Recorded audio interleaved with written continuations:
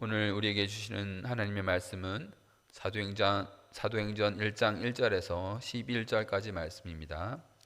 사도행전 1장 1절에서 11절까지 말씀입니다. 다 찾으셨으면 한 절씩 교독하고 마지막 절은 같이 읽겠습니다. 데오빌로여, 내가 먼저 쓴 글에는 무릇 예수께서 행하시며 가르치시기를 시작하신부터 택하신 사도들에게 선명으로 명하시고 승천하신 날까지를 기억하노라. 그가 고난 받으신 후에 또한 그들에게 확실한 많은 증거로 친히 살아계심을 나타내시사 40일 동안 그들에게 보이시며 하나님 나라의 일을 말씀하시니라. 사도와 함께 모이사 그들에게 분부하여 이르시되 예루살렘을 떠나지 말고 내게서 들은 바 아버지께서 약속하신 것을 기다리라. 요한은 물로 세례를 베풀었으나 너희는 몇 날이 못 되어 성령으로 세례를 받으리라 하셨느니라. 그들이 모였을 때에 예수께 여쭈어 이르되 주께서 이스라엘 나라를 회복하심이 때니까 하니 이르시되 때와 시기는 아버지께서 자기의 권한에 두셨으니 너희가 알 바 아니요 오직 성령이 너희에게 임하시면 너희가 권능을 받고 예루살렘과 온 유대와 사마리아와 땅끝까지 이르러 내 증인이 되리라 하시니라. 이 말씀을 마치시고 그들이 보는데 올려져 가시니 구름이 그를 가리어 보이지 않게 하더라. 올라가실 때에 제자들이 자세히 하늘을 쳐다보고 있는데 흰 옷 입은 두 사람이 그들 곁에 같이 읽겠습니다. 이르되 갈릴리 사람들아 어찌하여 서서 하늘을 쳐다보느냐. 너희 가운데서 하늘로 올려지신 이 예수는 하늘로 가심을 본 그대로 오시리라 하였느니라. 아멘. 우리는 지난 시간에 사도행전의 저자가 누구인지 또 사도행전을 누구에게 기록했는지 살펴보았습니다. 기억나십니까? 사도행전은 하나님의 사랑을 받는 의사 누가가 하나님을 사랑하는 데오빌로에게 썼다고 했었죠. 네, 그래서 교회는 혼자서 고군분투하는 곳이 아니라고 했습니다. 그리고 우리가 한 가지 더 살펴본 것은 무엇인가요? 오직 성령이 너에게 임하시면 이것입니다. 그렇죠? 오직 성령이 너에게 임하시면 너희가 권능을 받고 예루살렘과 온 유대와 사마리아와 땅끝까지 이르러 내 증인이 되리라 하시니라. 증인이 되라는 명령을 받았으니 무조건 나가야 한다고 했나요? 성령의 임하심을 기다려야 한다고 했죠. 하나님의 일은 내가 하는 게 아닙니다. 하나님의 일은 하나님이 하시는 것이고 우리는 그 하나님이 하시는 일에 동참하는 것이라고 했었습니다. 다들 잘 기억하시리라 믿습니다. 오늘은 그 다음 부분을 살펴볼 것입니다. 오늘 3절 상반절에 보니 누가가 이렇게 기록을 하고 있습니다. 그가 고난 받으신 후에 또한 그들에게 확실한 많은 증거로 친히 살아계심을 나타내사 이렇게 기록하고 있습니다. 맨 앞에 있는 그가 고난을 받으신 할 때 그는 바로 예수님을 말씀하시는 거죠. 그리고 글의 내용상 문맥상 그 받으셨다는 그 고난 그것은 무엇을 말할까요? 그것은 바로 십자가 죽음을 말씀하시는 것입니다. 그러니까 예수님께서 십자가에서 죽으신 후에 라는 말인 것이죠. 그 후에 어떻게 했다고 하십니까? 살아나셨고 많은 증거로 친히 살아계심을 나타내셨다라고 말하고 있습니다. 그러니까 죽으신 후에 다시 살아나신 것에 대한 그 증거를 친히 그 제자들에게 보여주셨다는 것이죠. 여러분, 사람이 죽었다가 다시 살아나는 것은 정말 믿기 힘든 일입니다. 예수님을 믿는 우리는 너무도 여러 번 듣고 그래서 몸이 부활하는 것을 믿습니까? 라고 하면 자동적으로 그냥 반사적으로 아멘 믿습니다 라고 대답하는 것이죠. 여러분, 그런 말씀을 들을 때 진지하게 내가 다시 살아난다, 예수님이 다시 살아나셨다, 이 진지하게 다시 살아나는 것이 어떤 것인지, 그 살아난다는 것이 어느 정도의 무게를 가지는 것인지 잘 모르고 우리가 대답하는 경우가 많습니다. 여러분, 여러분이 키우는 강아지나 고양이만 한번 생각해 보십시오. 강아지나 고양이 키우시는 분 계십니까? 강아지나 고양이가 그 내 앞에서 바로 죽는 걸 봤는데, 그래서 내가 그 고양이나 개를 무덤을 만들어줘서 흙에다 묻었는데 그 고양이가 다시 살아났다.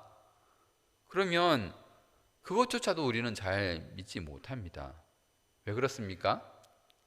세상에는 그런 일이 없기 때문입니다. 여러분, 평생을 살아오고 했어도 죽은 사람이, 죽은 생물이 다시 살아난다 하는 것은 우리가 겪어본 일이 없기 때문에, 사람이 살아난다 하는 것은 참으로 믿기 힘든 일입니다.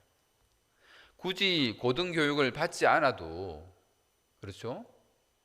높은 학문을 가지지 않아도 사람이라면 일반적으로 우리가 살아온 그 경험에 의해서 알 수 있는 것이죠. 그런 일은 있을 수 없다. 그것이 인간 보편의 논리, 내 머릿속의 그 자연 법칙입니다. 그런데 그런 것들을 무시하고 다시 살아난다는 것은 보통 일이 아닌 것이죠. 마가복음 16장 10절에서 14절까지 말씀을 제가 읽어드리겠습니다. 마리아가 가서 예수와 함께하던 사람들이 슬퍼하며 울고 있는 중에 이 일을 알림해 그들은 예수께서 살아나셨다는 것과 마리아에게 보이셨다는 것을 듣고도 믿지 아니하니라. 보십시오. 예수와 함께하던 사람들이 슬퍼하며 울고 있었습니다. 이 사람들이 누굴까요? 예수님의 제자들이에요. 예수님과 함께 하던 그 자들, 예수님과 제자들, 그 제자들이 슬퍼하며 울고 있는데 누가 갔다고요? 마리아가 가서 예수님이 살아나셨다는 것을 내게 보이셨다, 내가 그 증인이다 하고 말했는데도, 말을 듣고도 믿지 않았다고요. 예수님의 제자들이. 12절입니다. 그 후에 그들 중 두 사람이 걸어서 시골로 갈 때에, 엠마오로 가던 제자들을 말하는 것이죠. 예수께서 다른 모양으로 그들에게 나타나시니 두 사람이 가서 남은 제자들에게 알리었으되 역시 믿지 아니하니라. 보세요. 마리아 말도 믿지 않았는데 엠마오로 가던 그 두 제자에게 나타나셨습니다. 그 제자들이 어떻게 했겠어요? 엠마오로 돌아갔겠습니까? 다시 올라왔죠. 제자들에게 말했습니다. 우리가 살아계신 주님을 만났다. 그런데 어떻게 했다고요? 역시 믿지 아니하니라. 14절입니다. 그 후에 11제자가 음식 먹을 때에 예수께서 그들에게 나타나사 그들의 믿음 없는 것과 마음이 완악한 것을 꾸짖으시니 이는 자기가 살아난 것을 본 자들의 말을 믿지 아니함일러라. 얼마나 믿지 않았으면 예수님이 그들을 만나자마자 꾸중을 했습니다. 여러분, 이것이 바로 사람입니다. 예수님 곁에서 3년을 따라다니면서 제자 노릇을 했는데 예수님의 그 말씀, 내가 죽었다가 살아난다 하는 그 부활을 믿지 못한 것입니다. 여러 증인들이 예수님의 살아나신 것을 말했지만 제자들은 예수님의 살아나신 것을 믿지 못했습니다. 누가복음 24장 9절에서 11절입니다. 무덤에서 돌아가 이 모든 것을 11사도와 다른 모든 이에게 알리니 이 여자들은 막달라 마리아와 요한나와 야고보의 모친 마리아라. 또 그들과 함께한 다른 여자들도 이것을 사도들에게 알리니라. 사도들은 그들의 말이 허탄한 듯이 들려 믿지 아니하나. 제자들은 심지어 예수님이 살아났다고 하는 그 여자들의 말을 어떻게 이해했다고요? 허탄한 소리 한다.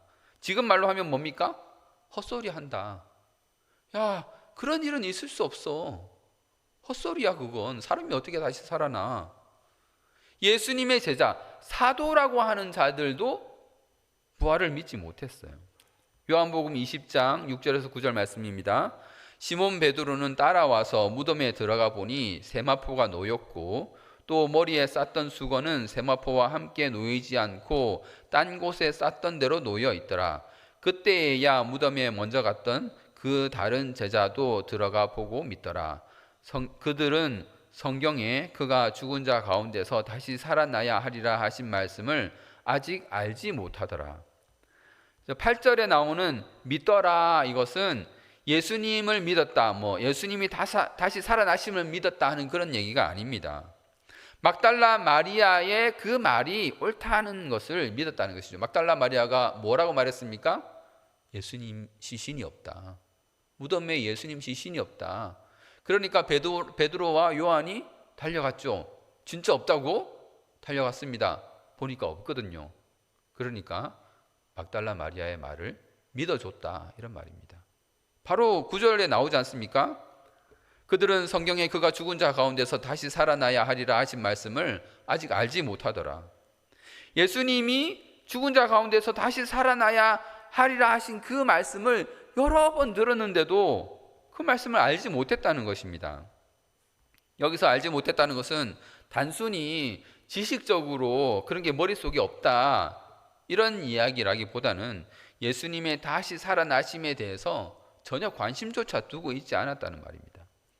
예수님이 죽었다가 다시 살아난다고 몇 번이나 성경에 보면 말씀하시죠. 십자가 지시기 전에 전혀 관심조차 두지 않고 있다가 예수님이 십자가에 죽으시니까 그냥 그걸로 끝이라고 여겼던 것입니다.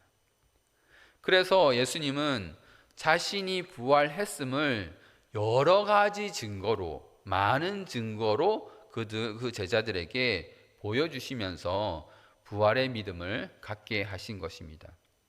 그 부활의 믿음을 갖게 하신 그 중에 몇 가지가 복음서에 기록되어 있죠. 그 중에 특별한 사건, 여러분 기억나는 건 무엇입니까? 바로 도마 사건이죠. 도마에게 그 예수님이 자신을 증거하신 그런 사건입니다. 요한복음 20장 27절에서 29절 말씀입니다. 도마에게 이르시되 내 손가락을 이리 내밀어 내 손을 보고 내 손을 내밀어 내 옆구리에 넣어보라.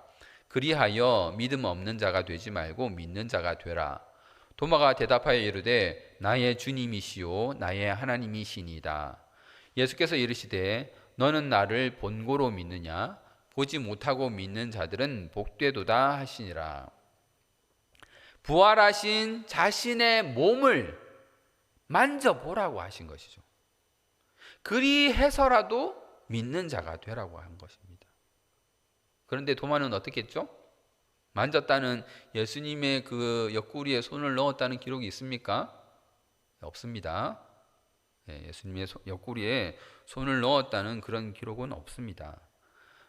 오히려 그는 예수님의 그 말씀에 바로 반응을 했죠. 예수님을 주님으로 고백했고 하나님으로 고백했습니다. 그 말씀에 반응해서 예수님을 살아계신 부활하신 그 주님으로 고백했다는 것이죠. 또 하나, 예수님이 자신이 부활한 그 살아있는 몸을 가지신 것이다 라고 증거한 것이 있는데, 그 부분이 바로 오늘의 사도행전의 저자 누가가 기록한 누가복음에 나타나 있습니다. 누가복음은 다 같이 찾아서 다 같이 교독하도록 하겠습니다. 누가복음 24장 36절에서 49절까지 말씀입니다. 누가복음 24장 36절에서 49절까지 말씀입니다. 한 절씩 교독하고 마지막 절은 같이 읽겠습니다. 이 말을 할 때에 예수께서 친히 그들 가운데 서서 이르시되 너희에게 평강이 있을지어다 하시니 그들이 놀라고 무서워하여 그 보는 것을 영으로 생각하는지라. 예수께서 이르시되 어찌하여 두려워하며 어찌하여 마음에 의심이 일어나느냐. 내 손과 발을 보고 나인 줄 알라. 또 나를 만져보라. 영은 살과 뼈가 없으되 너희 보는 바와 같이 나는 있느니라. 이 말씀을 하시고 손과 발을 보이시나 그들이 너무 기쁨으로 아직도 믿지 못하고 놀랍게 여길 때에 이르시되 여기 무슨 먹을 것이 있느냐 하시니 이에 구운 생선 한 토막을 드리니 받으사 그 앞에서 잡수시더라. 또 이르시되 내가 너희와 함께 있을 때에 너희에게 말한 바 곧 모세의 율법과 선지자의 글과 시편의 나를 가리켜 기록된 모든 것이 이루어져야 하리라 한 말이 이것이라 하시고 예, 그들의 마음을 열어 성경을 깨닫게 하시고 또 이르시되 이같이 그리스도가 고난을 받고 제3일에 죽은 자 가운데서 살아날 것과 또 그의 이름으로 주사함을 받게 하는 회개가 예루살렘에서 시작하여 모든 족속에게 전파될 것이 기록되었으니 너희는 이 모든 일의 증인이라. 같이 읽겠습니다. 볼지어다 내가 내 아버지께서 약속하신 것을 너희에게 보내리니 너희는 위로부터 능력으로 입혀질 때까지 이 성에 머물라 하시니라. 예수님께서는 제자들이 자기를 영으로만 생각했기 때문에 예수님 자신이 직접 손과 발을 보이시고 음식 드시는 것을 그 제자들한테 보여주신 것이에요. 그들이 그렇게 해서 육신을 가지신 몸으로 내가 부활했다 하는 것을 그들에게 증거하셨습니다.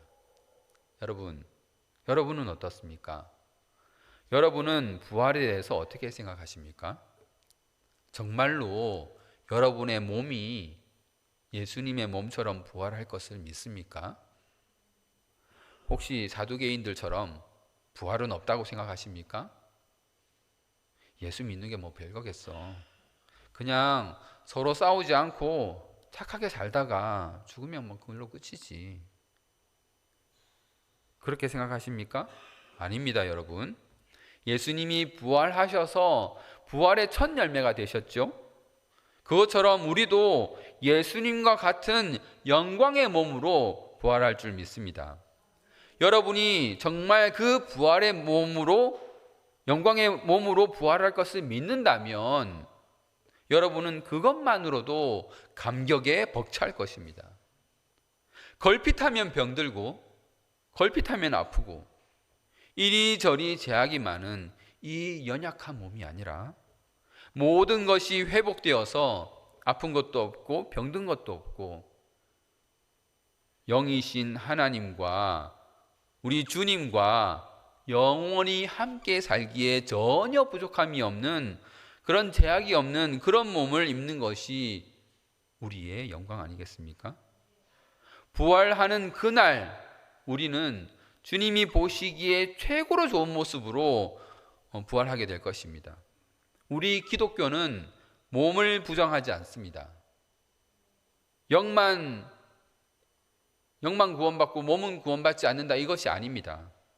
우리는 몸의 부활을 믿습니다. 예수님과 같은 영광의 몸으로 부활하여서 예수님과 교제하며 영원히 사는 것을 믿으시길 바랍니다. 그렇게 부활하신 자신을 증거하시고는 바로 무엇을 말씀하셨습니까? 누가복음 24장 49절이죠. 우리가 방금 찾은 곳 다 같이 한번 읽어보겠습니다. 49절입니다. 볼지어다 내가 내 아버지께서 약속하신 것을 너희에게 보내리니 너희는 위로부터 능력으로 입혀질 때까지 이 성에 머물라 하시니라. 문맥상 아시겠죠? 예수님이 지금 누굴 보내겠다고 하시는 겁니까? 성령님을 보내시겠다고 약속하시는 것입니다. 예수께서 성령을 보내시면 어떻게 됩니까? 위로부터 능력으로 우리가 입혀지는 것이죠. 그들 스스로 능력을 갖추고 무언가를 입는 게 아니라 능력이 입혀진다는 거예요. 성령에 의해서. 내가 내 능력을 발휘해서 뭔가를 덧입는 게 아니고 나는 가만히 있는데 우리 주님께서 약속하신 그 성령이 능력으로 우리에게 입혀지는 것입니다. 그렇게 되면 예수님이 앞에서 얘기했던 그리스도의 증인이 되는 것입니다. 그리스도가 고난받고 제3일에 죽은 자 가운데서 살아날 것과 예수의 이름으로 죄사함을 받게 하는 회개가 예루살렘에서 시작해서 이방 모든 족속에게 전파될 것을 증언하는 그런 증인이 될 것이라는 겁니다. 오늘 우리가 읽은 사도행전 본문과 이 누가복음 24장의 본문 내용이 동일하죠. 누가는 지금 예수님의 명령대로 성령을 기다리는 제자들을 기록하고 있는 것입니다. 자, 다시 사도행전 1장으로 본문으로 돌아가서 누가는 성령이라는 단어를 분명히 언급하면서 승천하신 예수님께서 보내실 것이 바로 성령이라는 것을 분명하게 말하고 있습니다. 누가복음에서는 성령이라는 말을 안 했죠. 하지만 사도행전에서는 성령이라는 단어를 분명히 언급하고 있습니다. 성령이 임하시면 어떻게 된다고 합니까? 너희가 권능을 받아. 자, 권능을 받는다고 하니까 무슨 대단한 초능력을 가지게 된다는 그런 말이 아닙니다. 이런 권능을 받는다는 것은 사도행전을 계속 우리가 보아가면서 하나씩 확인할 것입니다. 여러분, 성령님께서 하시는 일이 무엇일까요? 성령님은 어떤 역사를 이루십니까? 성령은 사람으로 하여금 하나님을 믿게 하는 그런 일을 하십니다. 그렇죠? 그래서 성령은 하나님을 믿는 자들에게 하나님을 아빠, 아버지라 부르게 하시는 것입니다. 자, 그러면 사람이 하나님을 믿게 하기 위해서 어떤 일이 필요합니까? 사람이 하나님을 믿으려면 어떻게 해야 되죠? 어떻게 해서 하나님을 믿을 수 있습니까? 하나님을 믿으려면 먼저 예수 그리스도를 믿어야 합니다. 그러면 사람이 예수 그리스도를 믿으려면 어떤 일이 있어야 하나요? 예수 그리스도가 그 믿는 사람에게 증거되어야 합니다. 우리가 증거되지도 않았는데, 예수 그리스도를 증거받지도 못했는데 예수 그리스도를 믿고 예수 그리스도를 믿음으로 하나님을 믿을 수 있다고요? 아닙니다. 우리는 예수 그리스도를 증거받고 그것으로 예수 그리스도를 믿는 것이죠. 그러므로 성령은 그 믿는 사람에게 그리스도를 드러내십니다. 그 사람으로 하여금 그리스도가 고난을 받았고 또 무덤에서 부활하신 것을 믿게 하시는 것이죠. 당연히 어떤 사람에게 그리스도가 드러나게 되면, 그렇죠? 어떤 사람이 있는데 그리스도가 드러나게 되면 그리스도는 하나님이시니까, 그렇죠? 나에게 하나님이 드러나게 된 것입니다. 그러면 사람이 하나님을 알게 되면 어떤 일이 발생하죠? 높으신 하나님과 대조되는 나를 발견하게 되는 것입니다. 하나님의 존귀함과 미천하디 미천한 우리 인간의 그 미천한 모습을 발견하는 것이죠. 그래서 사람은 회개하게 되는 것입니다. 나의 이 미천함, 나의 이 구원받지 못함, 지옥에 가야 마땅할 자라는 것을 깨닫고 하나님 앞에 회개할 수 있게 되는 것입니다. 이 모든 것이 성령께서 그리스도를 드러내시기에 가능한 일들인 것입니다. 결국 한마디로 요약하면 성령은 사람이 그리스도를 향한 그 믿음을 가지게 하기 위해 그리스도를 드러내고 사람으로 하여금 그 그리스도에게 나아가게 하시는 일을 하십니다. 그러므로 어떤 일이 성령의 역사인지 아닌지 알려고 하면 다른 거 없습니다. 그 일을 통해서 예수 그리스도가 드러났는지를 확인하면 되는 것입니다. 그리스도만 드러났다 하면 그것이 성령님께서 하신 일이시죠. 반면 그리스도는 온데간데 없고 사람만이 자신의 영광으로 남는다고 하면 그것은 성령의 역사가 아닙니다. 그리스도는 없고 자신의 감정이 북받쳐서 그 감정만 남았다고 한다면 그것도 역시 성령의 역사가 아닙니다. 앞서 말했지만 어떤 사람이 그 일로 인하여 주목을 받고 그 사람이 유명해진다든지 하면 그것도 성령의 역사가 아닙니다. 요즘 인터넷에 보면 흔히들 성령 집회니 은사 집회니 하면서 영상이 많이 올라와 있습니다. 이런 이상한 영상들이 많던데 그 집회가 성령님이 함께 하시는 집회인지 아닌지 어떻게 확인하겠습니까? 다른 거 볼 것 없습니다. 한 가지만 들이대면 되는 것이죠. 어떤 것입니까? 그것으로 그리스도가 드러났는지 사람이 드러났는지, 그리스도가 드러났는지만 판단하시면은 그것이 성령의 역사인지를 우리는 판단할 수 있는 것입니다. 여러분들은 성령님이 여러분에게 드러내신 그리스도와 함께하고 있으십니까? 성령님께서 어떤 방식으로 여러분에게 예수 그리스도를 드러내시나요? 성령님께서 어떤 방식으로 예수 그리스도를 우리에게 나타내십니까? 우리가 좀 전에 읽었던 누가복음 28장 45절 말씀에는 이렇게 기록되어 있습니다. 보혜사이신 예수님께서, 예수님도 보혜사시죠? 보혜사이신 예수님께서 어떻게 하셨다고요? 그들의 마음을 열어서 성경을 깨닫게 하셨습니다. 그러므로 또 다른 보혜사이신 성령께서도 믿는 자로 하여금 그 마음을 열어서 성경을 깨닫게 하십니다. 그런데 그 성경이 누구에 대한 기록이라고요? 예수에 대한 기록입니다. 그러므로 성령은 말씀을 통해서 그리스도를 드러내시는 것이죠. 예수님은 말씀이시며 말씀으로 역사하십니다. 그러므로 여러분은 말씀을 반드시 읽으셔야 합니다.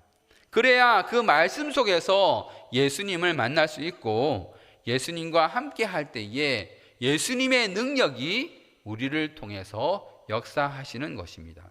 그러므로 성경을 읽을 때에 그 말씀 속에서 그리스도가 잘 드러나서 나의 마음에 새겨지고 예수님과 함께 함으로 그 말씀의 능력이 넘쳐나도록 성령님께 기도하시길 바랍니다. 예수님은 40일간 자신을 증거하시고 하나님 나라를 가르치시고 성령을 기다리라 말씀하신 후에 하늘로 승천하셨습니다. 그런데 제자들이 그 하늘을 계속해서 바라본 것입니다. 이렇게 하늘 올라가신 그 예수님을 계속해서 바라본 것이죠. 그랬더니 흰 옷 입은 두 사람이 그들 곁에 서서 이렇게 말을 합니다. 갈릴리 사람들아, 어찌하여 서서 하늘을 쳐다보느냐? 너희 가운데서 하늘로 올려지신 이 예수는 하늘로 가심을 본 그대로 오시리라. 사람이 하늘로 올려져 가는 것이 얼마나 신기한 일입니까? 여러분, 그렇죠? 네, 여러분들 혹시 TV에서 마술쇼 같은 거 보셨습니까? 네, 그런 거 보면 사람이 막 공중에 붕 뜨죠? 그러면 어떻게 됩니까? 자동으로 눈이 갑니다. 안 보고 싶어도 힐끔힐끔 보다가 와, 감탄이 절로 나오죠? 2000년 전이 아니라 지금이라도 사람이 하늘로 올려져 가는 것은 참으로 신기한 일입니다. 무언가 공중에 뜬다는 것은 정말 신기한 일 아니겠습니까? 우리가 흔히 알고 있는 비행기만 떠도 그것을 쳐다보는 게 사람이죠. 그런데 그 흰옷 입은 사람들이 그렇게 넉넉히만 있지 말라고 말하고 있는 것입니다. 그리고 그 두 천사의 말에서 제자들이 걱정하고 있었던 것이 무엇인지 우리가 조금은 알 수 있습니다. 천사가 무엇이라고 했죠?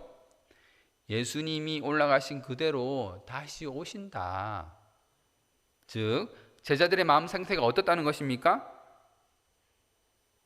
다시 못 올 걸 걱정하고 있으니까 천사들이 그렇게 말했겠죠. 다시 오신다. 그러니까 제자들이 마음 상태가 어떻다고요? 예수님 안 오시면 어떡하지? 예수님이 우리를 떠나셨다. 이제는 우리는 어떡하지? 한치 앞밖에 볼 줄 모르는 전형적인 인간의 걱정이죠. 여러분, 예수님 다시 오십니다.